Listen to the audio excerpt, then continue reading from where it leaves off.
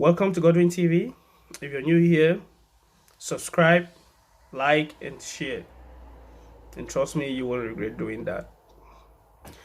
The video I'm about to show right now is a very disturbing video. Very disturbing to some of us that are proudly Nigerians. We have been struggling to cope with the one Hush Puppy did. And other of our brothers are still doing the same thing. Tomorrow we will say the world don't like us. Nigerians in diaspora are treated badly and stuff like that. Why wouldn't things be that way? When we, the youth that are supposed to be passing a very beautiful message about the country, are the one painting a very wrong picture about our country. What is wrong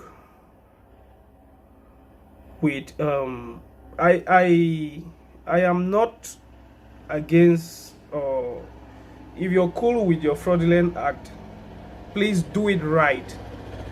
I think the best way to do it is hack into those corrupt politicians' account.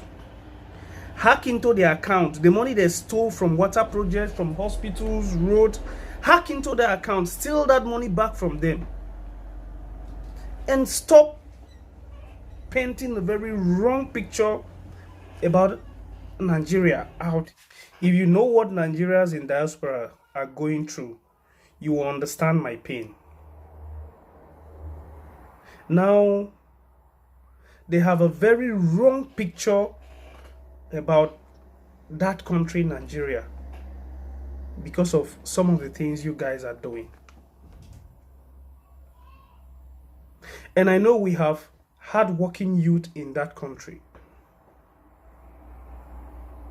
We have youths that are very hardworking. But very few of you have decided to paint a very wrong picture about the country.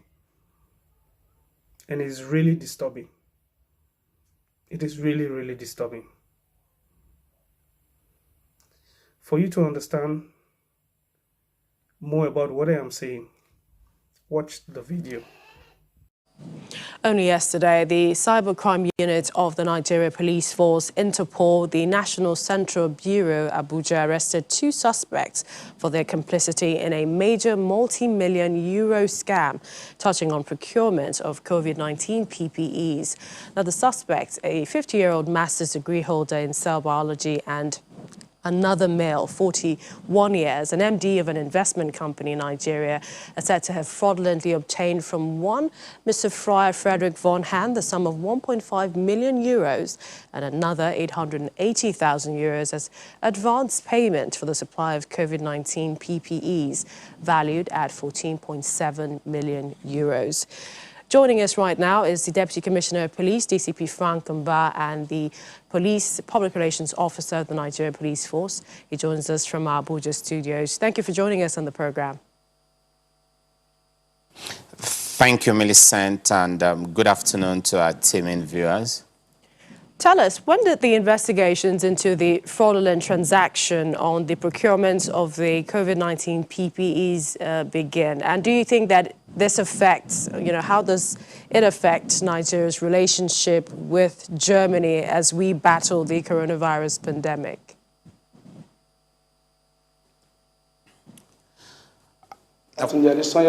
Also known as Teddy. And now I'm 50 years old. And I reside in Holland for the past 25 years.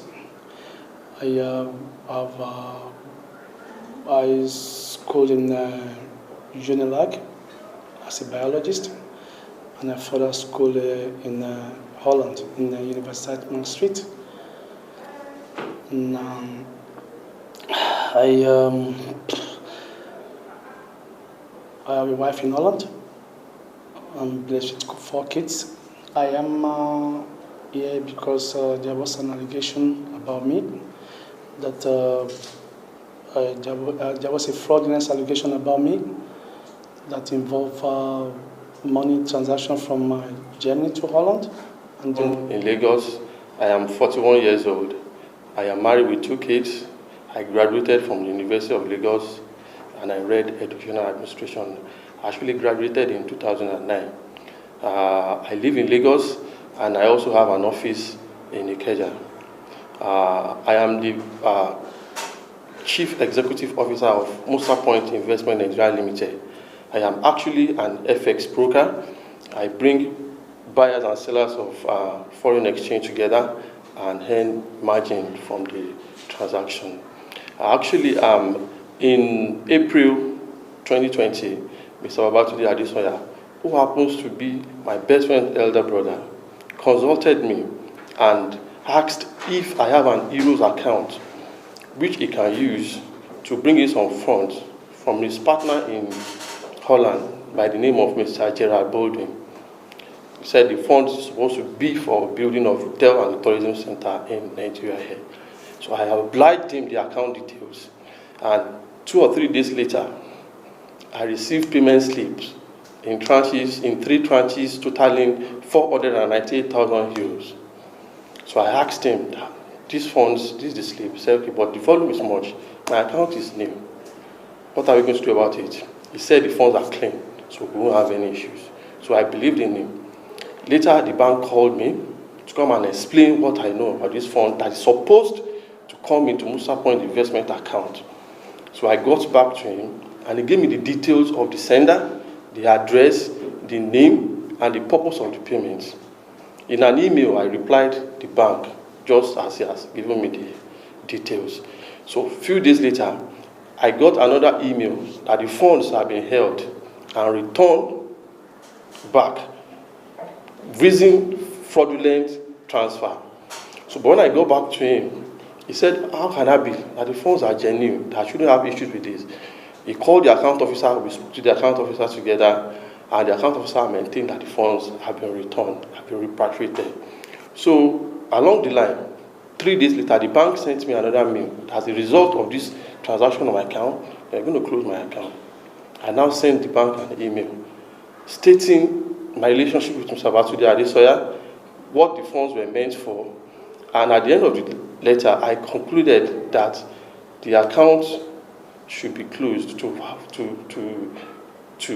that such fraudulent transaction will not take place on the account again, and that if they needed my assistance or explanation on these funds, I would make myself available. So that was how the account was closed. So August 15, men from the Nigerian Police Interpol Department, they came to arrest me in Lagos. And when I came with them, they explained to me with documents explaining that the purpose of that fund was actually fraudulent, and it was COVID-19 fraud face masks funds. That was how I got to know that the money was for COVID-19, and that's how I got to meet myself here.